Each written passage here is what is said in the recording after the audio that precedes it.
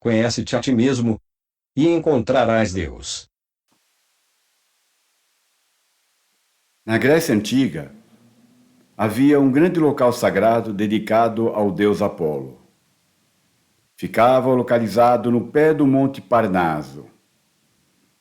No centro do oráculo, havia um grande templo em homenagem a Apolo. No pórtico da entrada, encontrava-se talhado na pedra a seguinte inscrição: Conhece-te a ti mesmo. Ao longo dos anos, essa inscrição veio a tornar-se um dos aforismos mais famosos da história.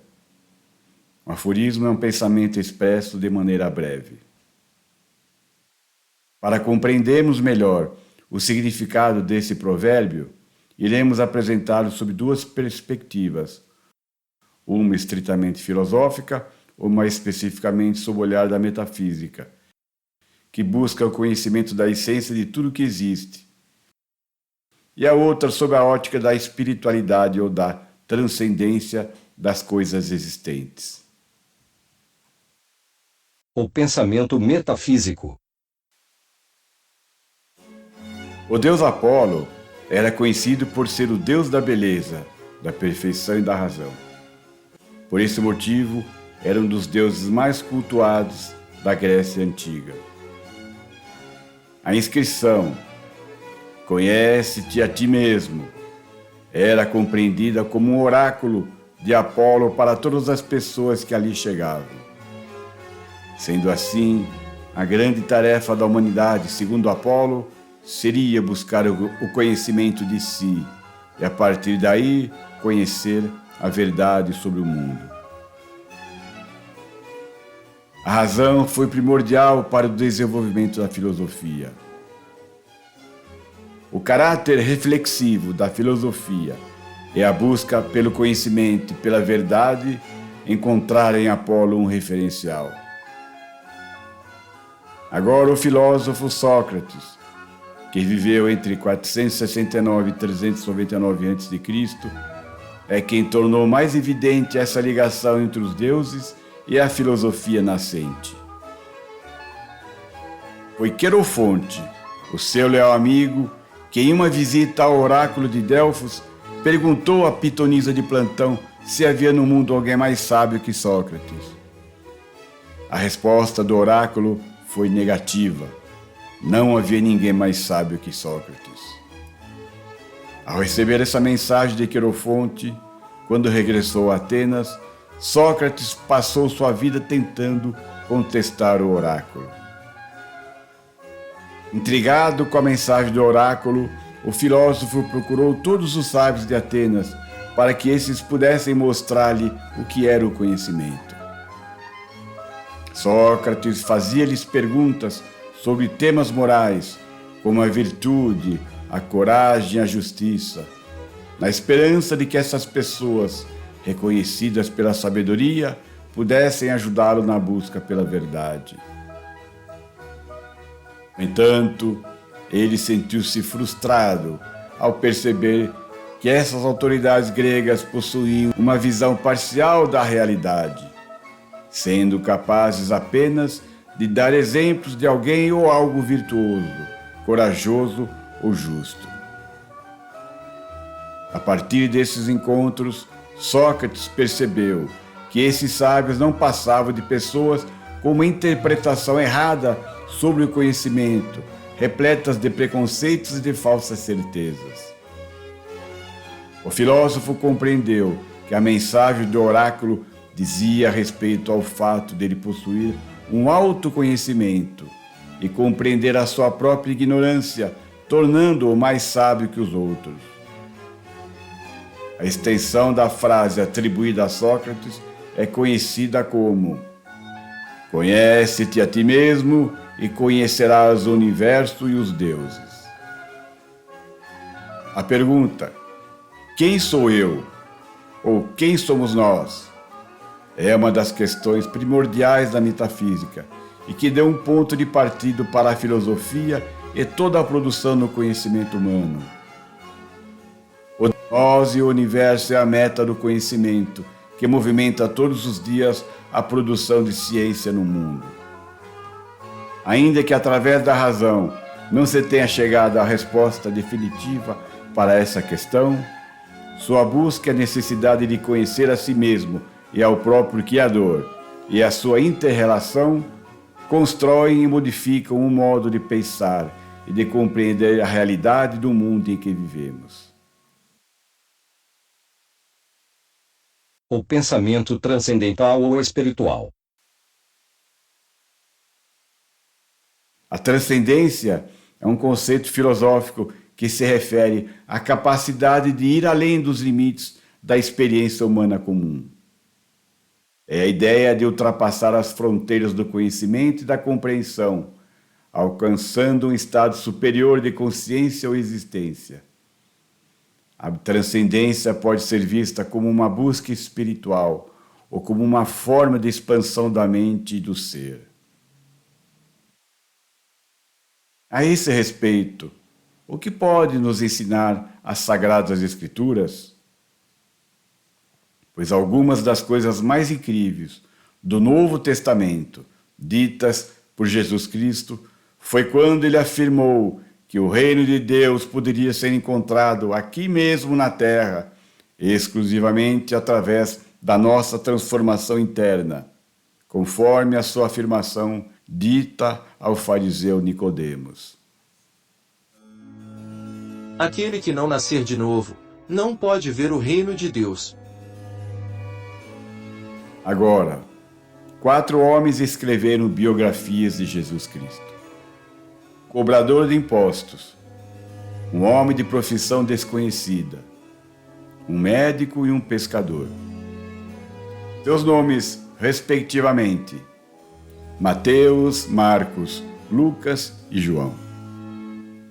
Cada um deles, em seu evangelho, apresentou o ministério de Cristo com um traço característico, dominante e diverso entre eles.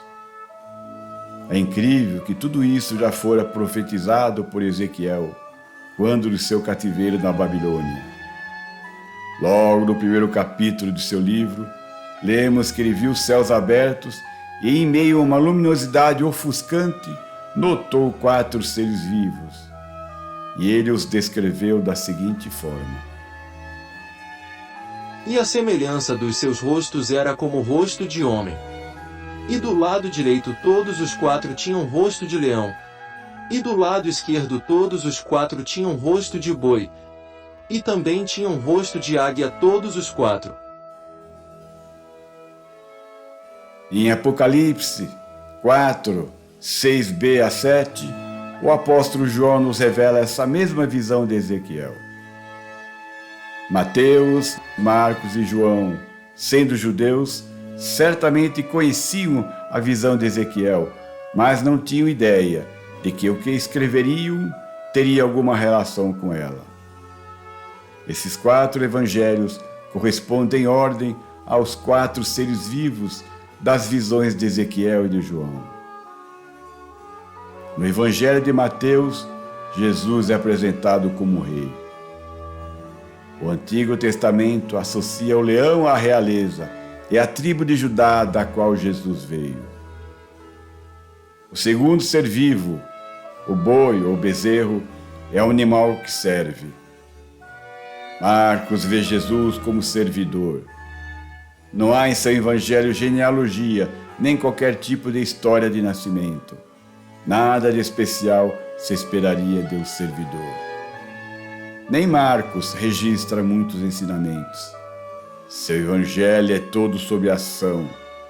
Jesus está servindo ao seu Pai. Apropriadamente, para um servidor, o evangelho de Marcos é o mais curto deles. O evangelho de João corresponde ao 4º ser vivo, a águia voadora. A águia pertence aos céus e por isso representa Deus em espírito. João vê Jesus como Deus. O terceiro escritor do Evangelho, Lucas, corresponde ao 3º ser vivente. Ele vê Jesus como homem.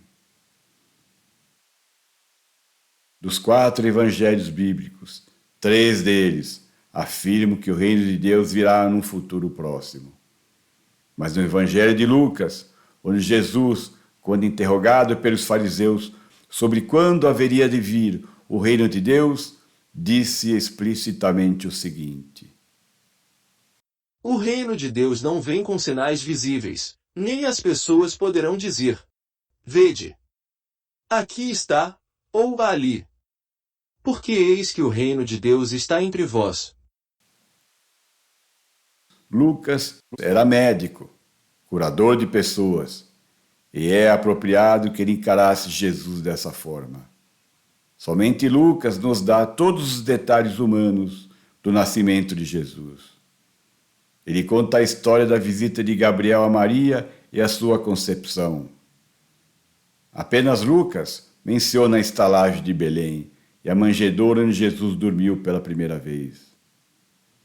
Tal como Mateus, Lucas apresenta a genealogia de Jesus, mas não da mesma forma. Mateus começa com Abraão e desce até Maria. Lucas começa com Maria e volta até Adão. O último versículo de Lucas, no capítulo 3, diz assim: O filho de Enos, de Chet, de Adão e de Deus. A palavra Adão em hebraico significa originalmente homem. Portanto, podemos reproduzir o verso assim: O filho de Enos, de Chet, do homem e de Deus.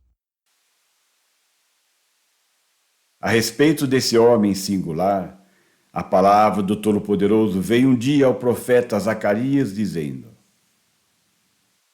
Assim diz o Senhor dos Exércitos: Eis aqui o homem cujo nome é Renovo, porque ele brotará do seu lugar, e edificará o templo do Senhor.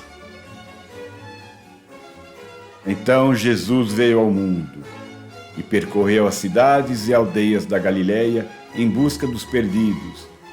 E foi assim que começou a ser edificado o templo do Senhor na terra. Cristo lançou a rede nas águas profundas e veio à tona muitos peixes, grandes e pequenos. O seu apelo não ficou sem resultados. Os excluídos podiam ser vistos reunindo-se no reino de Deus, assim como os pássaros voam para empoleirar-se nos galhos de uma árvore robusta, que então, não muito tempo atrás, era apenas uma semente, quase invisível. E para os escolhidos que aceitaram o reino de Deus, houve pura felicidade, como a alegria de uma festa de casamento. O apelo e o seu sucesso causaram escândalo nos professores da lei, quando todas as salvaguardas morais, laboriosamente construídas, foram postas de lado e os iníquos foram recebidos na comunhão.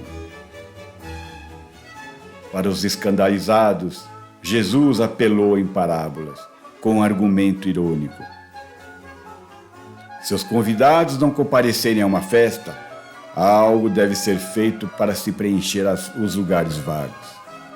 E seu filho que fez promessas justas não as cumpre, o crédito certamente será devido a outro filho que expiou sua primeira grosseria como obediência, apesar de tardia.